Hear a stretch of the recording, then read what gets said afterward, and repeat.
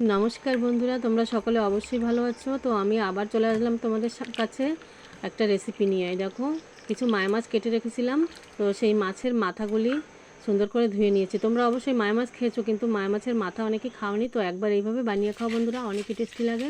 এই দেখো, মাথাগুলি আমি নুন হলুদ দিয়ে মেখে নেব এখন। তারপরে মেখে নিয়ে কড়াইতে একটুখানি সরষের তেল দিয়ে দিয়েছি।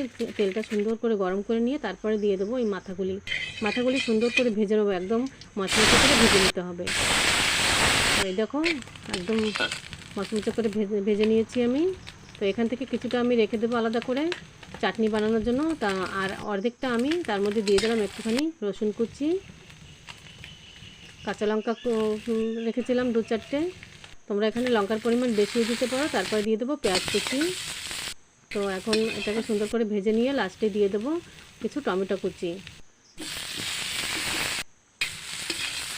আর একদম হয়ে গেছে আমার এই মাছের মাথা ভাজাটা। দেখো, একদম রেডি। লাস্টে দিয়ে দেবো একটুখানি ফিশ ফ্রাই মশলা। তো এই দেখো, একদম রেডি। এইভাবে একবার বানিয়ে খাওয়া বন্ধুরা, অনেকই টেস্টি লাগে। আর কিছুটা মাথা আলাদা করে রেখেছিলাম মচমচে করে ভেজে, সেটাকে দিয়ে এখন চাটনি বানাবো। দেখো, এই যে রেখে দিয়েছি। তো আমি শিলনোড়াতে বেটে নিচ্ছি, তোমরা চাইলে মিক্সিতেও পিষে নিতে পারো। তো 1 চামচ সর্ষে, 2-4 কোয়া রসুন, আর সঙ্গে দিয়ে দিলাম কিছু কাঁচা লঙ্কা। তোমরা চাইলে এখানে লঙ্কার পরিমাণ বেশিও দিতে পারো। তো তারপরে আমি বেটে নিলাম। এই দেখো, একদম পিষে নিয়েছি সুন্দর করে। এইভাবে একবার চাটনি বানিয়ে গরম ভাতে খাও বন্ধুরা, অনেকই টেস্টি হয়। বন্ধুরা ভালো থাকো, টাটা।